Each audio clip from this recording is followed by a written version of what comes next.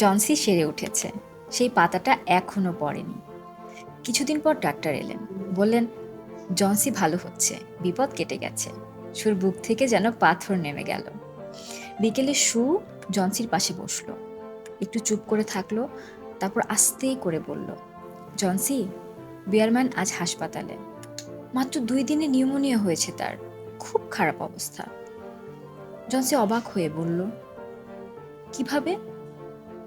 সু বলল, দারোয়ান তাকে সেই ঝড়ের রাতের পরদিন সকালে ঘরে পেয়েছিল। জুতো ভেজা ছিল আর কাপড় ঠান্ডা। সারা রাত বাইরে ছিলেন, কোথায় ছিলেন কেউ জানে না।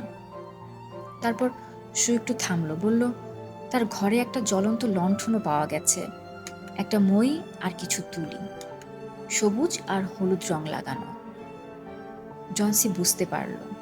সে জানালার বাইরে তাকালো, সেই পাতাটার দিকে, সেই পাতা যেটা ঝড়ের রাতেও পড়েনি, যেটা দেখে সে বাঁচতে চেয়েছিল। সেটা আসলে পাতা ছিল না। সেই ঝড়ের রাতে যখন বৃষ্টি পড়ছিল, ঠান্ডা বাতাস বইছিল, বিয়ারম্যান বাইরে মই বেয়ে উঠে সেই ইটের দেয়ালে একটা পাতা এঁকেছিলেন, সবুজ আর হলুদ রং দিয়ে, ঠিক আসল পাতার মতো। 40 বছর ধরে যে মানুষটা মাস্টারপিস আঁকার স্বপ্ন দেখছিলেন, সেই রাতে তিনি সেটা এঁকেছিলেন, একটা মেয়েকে বাঁচাতে, নিজের জীবনের বিনিময়ে। ও হেনরি এই গল্পটা লিখেছিলেন অনেক আগে, কিন্তু এই গল্প আজও বলে, কিছু মানুষ আছে যারা তোমার জন্য সব দিয়ে দেয়, কিন্তু তুমি জানতেও পারো না। তারা কোনো ধন্যবাদ চায় না, কোনো স্বীকৃতি চায় না, তারা শুধু চায় তুমি বেঁচে থাকো।